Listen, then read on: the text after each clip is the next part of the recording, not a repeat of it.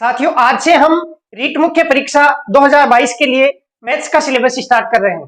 साथियों, हमारा टारगेट रहेगा कि नंबर गणित में पूरे में से पूरे ही आने चाहिए। अगर आप गणित मुझसे पढ़ पा रहे हैं, इसका मतलब आपके एक भी नंबर कटना नहीं चाहिए।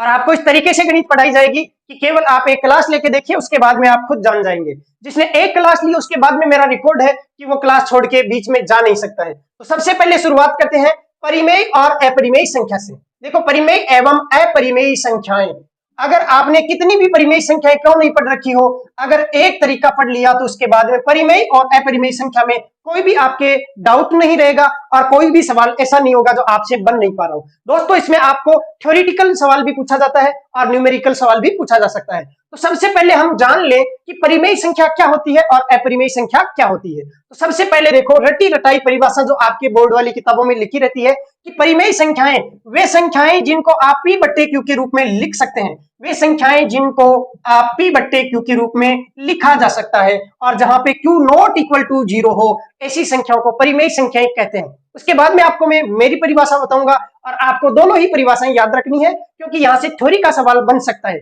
इस कारण से हम सिलेबस वाइज भी पढ़ेंगे और साथ में कक्षा 6 से लेकर कक्षा 10 तक की जो किताबें हैं, उनमें जो सिलेबस है, उनमें जो टॉपिक है, उसको भी आप ध्यान में रखेंगे और साथ में उनके सवाल भी यहाँ पे आपको सोल्व करवा दिए जाएंगे।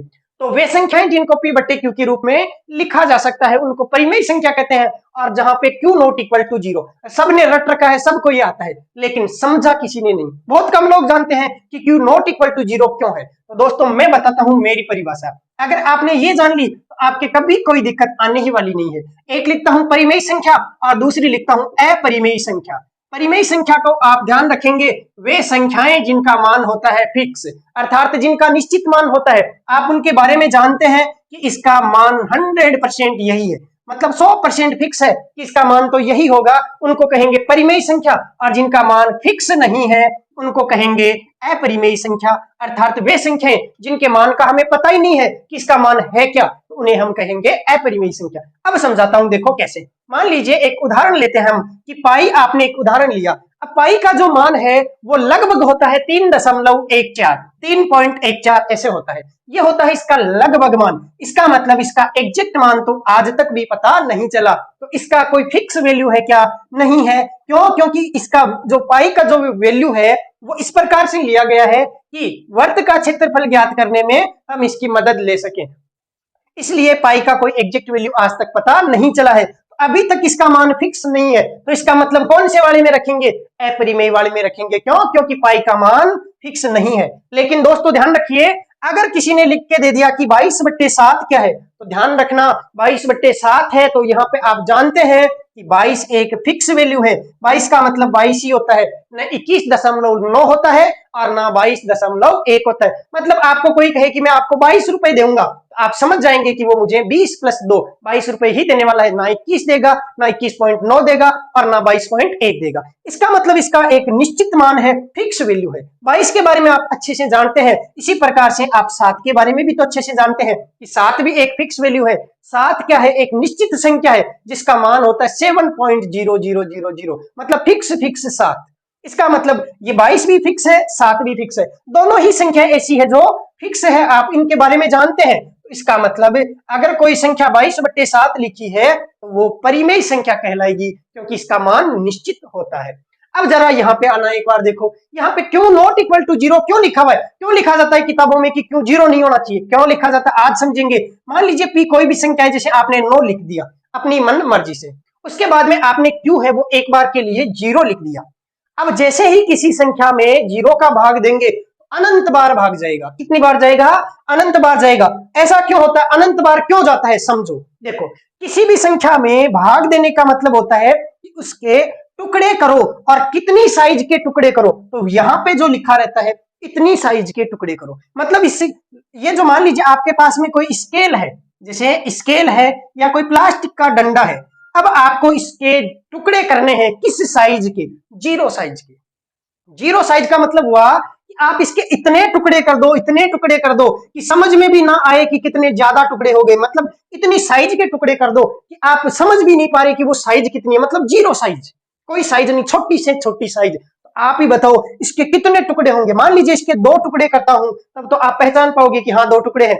यहाँ पे मान लीजिए ये टोटल था 9 फीट का, तो इसका मतलब 4.5 फीट का तो ये हो गया, 4.5 फीट का ये हो गया, 2 टुकड़े किए तो। लेकिन आपने इसके 0 साइज के टुकड़े कर दिए, तो 0 साइज का मतलब हो गया कि इसके अनंत टुकड़े हो जाएंगे, आप गिन भी नहीं पाएंगे। अब मुझे ये बताओ कि अनंत एक ऐसी संख्या है जिसको आप गिन भी नहीं पाएंगे, मतलब इसका मान फिक्स है क्या?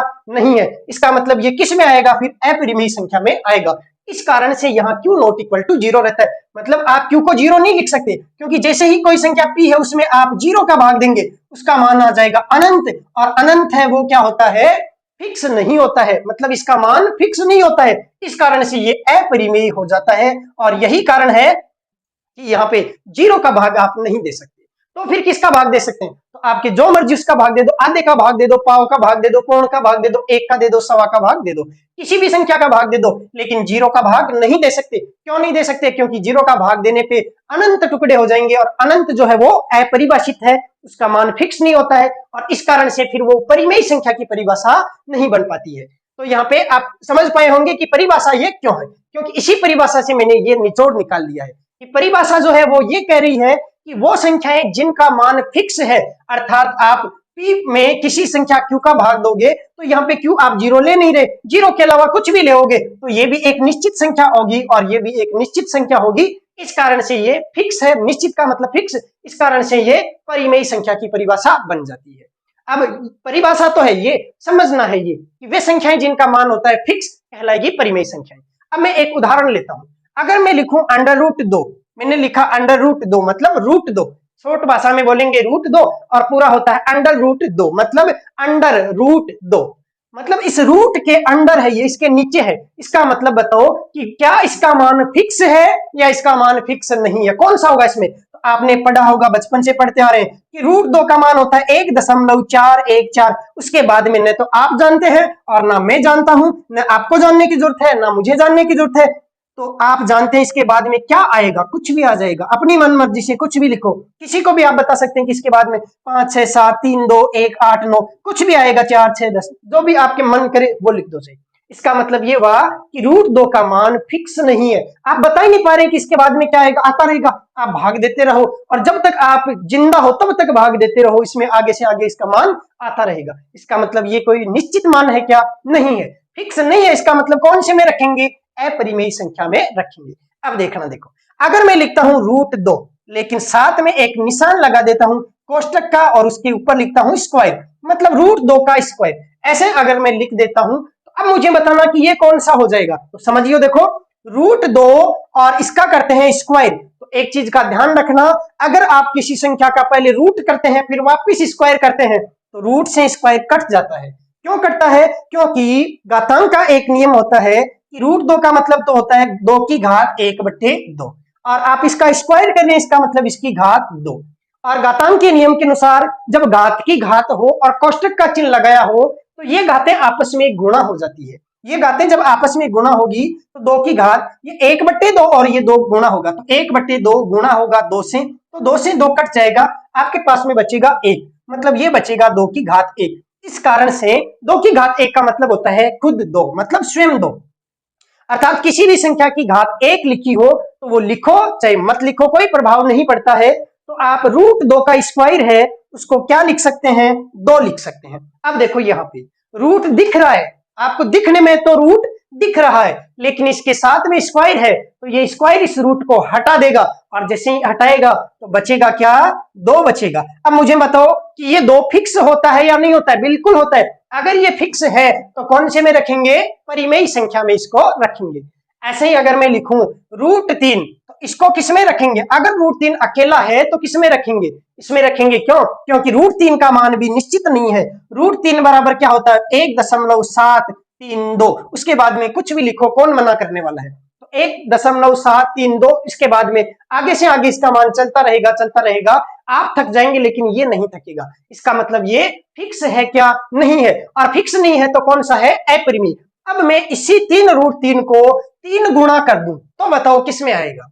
तो भाई ये खुद ही फिक्स नहीं है, इसका तिगुना भी कर दूं तो भी फिक्स हो जाएगा क्या? तिगुना करने से फिक्स होता है क्या? नहीं। कोई चीज निश्चित नहीं है उसको 3 गुणा कर दो तो फिर भी निश्चित नहीं होगा, तो इसका मतलब रूट लगा हुआ है और उसके साथ में 3 से गुणा भी कर देंगे तो भी ये अपरिमेय ही रहेगा, परिमेय नहीं होगा। तो परिमेय बनाने के लिए क्या करना होगा? तो फिर परिमेय बनाने के लिए √3 को गुणा करना होगा √3 से।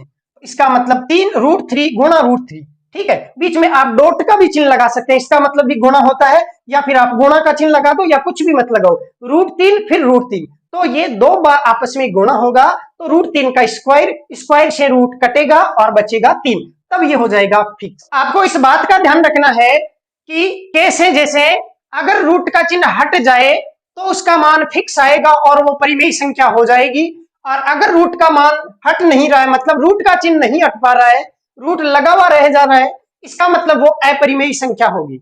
और उदाहरण लेते हैं, जैसे मान लीजिए √5 है और उसमें आपने 2 जोड़ दिया, तो बताओ ये परिमेय होगी या अपरिमेय? तो यहाँ पे रूट का चिन्ह लगा हुआ है, √5 का मान फिक्स नहीं होता है, अगर आप इसमें कुछ जोड़ भी देंगे तो भी इसका मान फिक्स नहीं होगा, तो ये अब भी अपरिमेय संख्या है। समझाता हूं, देखो कैसे। मान लीजिए कि यहाँ पे जैसे √2 है और √2 का मान 1.414, उसके बाद में कुछ भी आगे आ रहा है, अगर मान लीजिए आप इसमें 3 जोड़ते हैं, तो 3 जोड़ने का मतलब हो गया 3.0000, ऐसे ही तो जोड़ेंगे आप। जब इसको जोड़ेंगे तो ये जो बाद वाला मान है जो रुक नहीं रहा है, उसमें आप 0 0 जोड़ेंगे तो कोई भी प्रभाव नहीं पड़ेगा, 4 1 4, उसके बाद में क्या आएगा, वही आएगा जो इसमें आ रहा था। अब यहाँ पे केवल 1 में 3 जुड़ेगा तो 4.414, उसके बाद में आगे तो कुछ आ रहा है उसका आपको पता ही नहीं है। इसका मतलब किसी अपरिमेय संख्या में कोई निश्चित संख्या जोड़ भी दें तो भी वो अपरिमेय संख्या ही रहती है, क्योंकि उसका मान 3 जोड़ने से 4 जोड़ने से फिक्स नहीं हो पा रहा है, तो वो अपरिमेय संख्या ही होगी। अब हम इनके उदाहरण देख लेते हैं एक साथ।